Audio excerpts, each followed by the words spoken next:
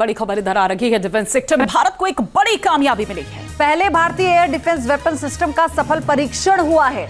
Integrated air defence weapon system का जो test है वो सफल रहा। अब ये है क्या? ये बला है और इस बला को हम थोड़ा सा डाइसेक्ट करते हैं। उन्होंने अपना डिफेंस सिस्टम्स को मजबूत करना शुरू कर दिया है क्योंकि इसकी रेंज बहुत ज्यादा है। कौम देख चुकी है कि नरेंद्र मोदी किसी भी वक्त दाखिल हो जाएगा और कौम को अब अच्छी तरह पता है कि आपस की खुराफात और बकवास बंद करके आप फौज का साथ दें, वरना हम सारे मारे जाएंगे। पाकिस्तान के पास हाई रेंज मिसाइल्स उस तरीके से मौजूद नहीं है जिस तरह भारत के पास अब आ चुके हैं। You think it's something special? Pakistan. I tell you what. Yeah. No wonder the Indians are bombing you. Yeah, that's fine. Exactly. You're never going to win that battle.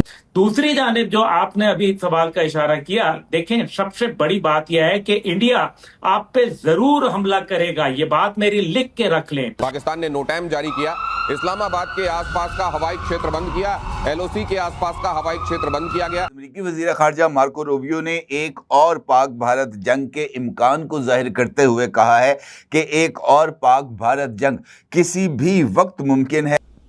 Bharat और पाकिस्तान के बीच एक बार फिर से जंग छिड़ सकती है। पाकिस्तान और भारत के दरमियान सीज फायर हुआ, लेकिन ये सीज फायर देरपा नहीं है। ये सीज फायर किसी भी वक्त खत्म हो सकता है। अपना डिफेंस सिस्टम, अपना सोशल मीडिया, अपने फाइटर जेट्स, अपना बैलिस्टिक मिसाइल और बाकी ममालिकों को भी एक डर का समा है, स्पेशली पाकिस्तान के लिए।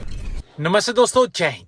हिंदुस्तान स्पेशल में आपका स्वागत है। दोस्तों, भारतीय रक्षा अनुसंधान एवं विकास संगठन DRDO ने स्वदेशी एयर डिफेंस सिस्टम तैयार कर लिया है। DRDO ने 23 अगस्त 2025 को लगभग 12:30 पर ओडिशा के तट पर एकीकृत वायु रक्षा हथियार प्रणाली IADWS का पहला परीक्षण सफलतापूर्वक किया। इस परीक्षण में मिसाइलों को लक्ष्य के पीछे उड़ाया गया और मिसाइलें अपने लक्ष्य को हवा में ही मार गिराने में सफल रहीं।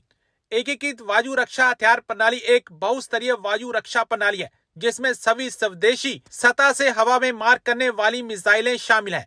इसमें कुल 3 तरह की मिसाइलें हैं। भारतीय वायु रक्षा प्रणाली दुनिया की सबसे उन्नत और मजबूत प्रणालियों में से एक है, जो हवाई खतरों जैसे बैलिस्टिक मिसाइलों, क्रूज मिसाइलों, लड़ाकू विमानों, ड्रोनों और हेलीकॉप्टर से रक्षा करने में सक्षम है। यह मल्टीलेयर्ड सिस्टम विशेष रूप से पाकिस्तान और चीन जैसे पड़ोसी देशों से उत्पन्न होने वाले खतरों को ध्यान में रखकर विकसित किया गया है। एक नया मंजरनामा है जिससे पाकिस्तान के आर्मी जनरल गुजर रहे हैं।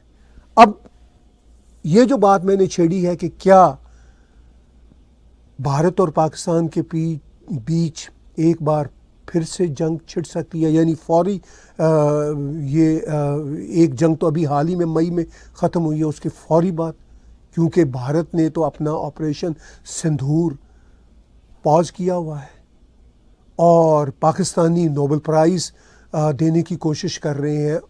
अब पाकिस्तान डोनाल्ड ट्रंप को नोबेल प्राइज़ खुद ही छाप के पेश कर सकता है। तो भारत के army chief general Upendra Dwivedi ji ने नेक्स्ट वार का बार बार तस्करा किया।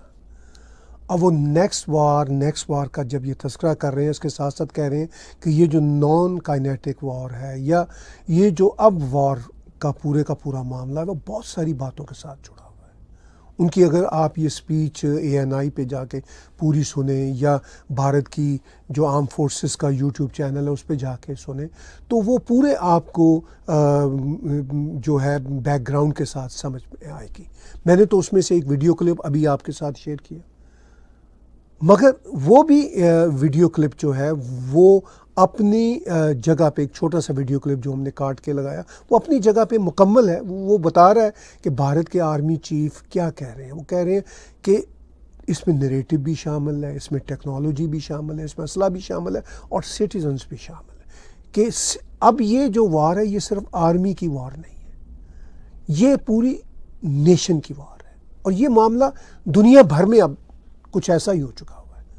उन्होंने अपनी इस पूरी स्पीच में ये भी कहा था, जो मैंने सुनी, कि जैसे कारगिल की वार में जो सिटीजन सोल्जर्स होते हैं वो आगे आए, मदद की, निशानदेही दूसरी बात यह है कि देखें, अगर हम बात करें कि हमारा हमसाया अगर अपने आप को टेक्नोलॉजी में इतना स्ट्रॉन्ग करता जा रहा है तो हमारे भी फिक्रमंद तो होने वाली बात है, सोचने वाली बात है कि यार वो अगर अग्नि 5 बना रहा है, वो जदीद तरीन जो है वो हथियार बना रहा है, तो हम किधर खड़े हैं? तो हमें भी अपने मज़ीद जो है वो जदीद और अप टू ग्रेड जो है वो हथियार बनाने की तरफ जाने की ज़रूरत है। और दुनिया में मतलब वो एक डर और खौफ का माहौल देखने को मिल रहा है, स्पेशली अगर पाकिस्तान में जैसे इंडियन मीडिया ये वावेला करता हुआ हमें दिखाई दे रहा है कि भाई जो हमारा अग्नि 5 है वो दुनिया बल्कि पूरे पाकिस्तान को लपेट सकता है, इतना उसके अंदर इतनी पावर है। हमारे सामने नहीं आ जाती क्योंकि बहुत सारी जगहों पे ये आ रहा है कि भाई अग्नि 5 बहुत ही स्ट्रॉन्ग मिसाइल बन के उभरा है कि अगर वो ज़मीन के अंडर में भी आपकी जो है वो ज़मीन की से अगर आपके मिसाइल पड़े हुए हैं उनको भी ये तबाह करने की सलाहियत रखता है। आपके वो एटमी हथियार हो, आपकी कोई भी असासे मौजूद हो,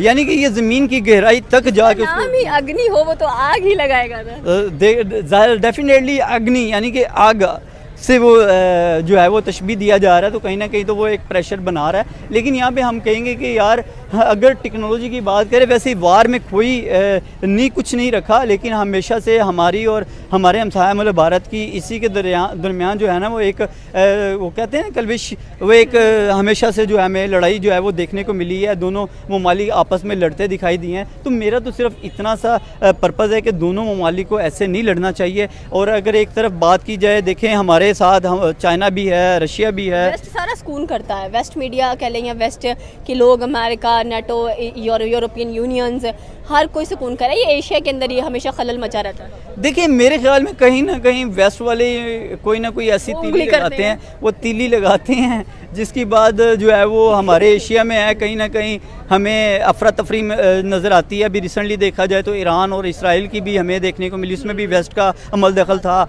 और अभी अगर हम बात करें यहाँ पे पाकिस्तान और इंडिया की, तो रिसेंटली इसमें भी कहीं ना कहीं आपको ताने बाने जो है वो वेस्ट से ही मिलते नज़र आएंगे। क्योंकि अगर वो चाहते, अक़वाम मुत्तहिदा चाहती या जो इनकी जनरल जो असम्बली है वो ये चाहती, तो भाई हमारे मुल्क और हमारे हमसाया मुल्क भारत को बिठा के इस मसले को रिजोल्व किया जा सकता था। जिस कश्मीर के मुद्दे पे हम हमेशा लड़ते हैं, जिस मुद्दे पे कि जी कश्मीर जो है वो बहुत ही जो है वो कश्मीर हमारा हिस्सा है और हमारा हमसाया मुल्क भारत कहता है वो हमारा हिस्सा है। तो मुझे कहीं ना कहीं ऐसा लगता है कि हमें ये सोचने की ज़रूरत है कि यार कश्मीर किसका हो सकता है। और हम भी 5 फरवरी को जो है वो एक कश्मीर डे मना लेते हैं, तो मेरे ख्याल में कश्मीर का एक दिन मनाने से कश्मीर हमारा नहीं हो जाता। कश्मीर के लिए बड़ी एफर्ट करनी पड़ती है। और दूसरी बात, हमें हमारे हमसाया मुल्क भारत से, हम अमेरिका को छोड़ के रशिया से तेल क्यों नहीं खरीदते?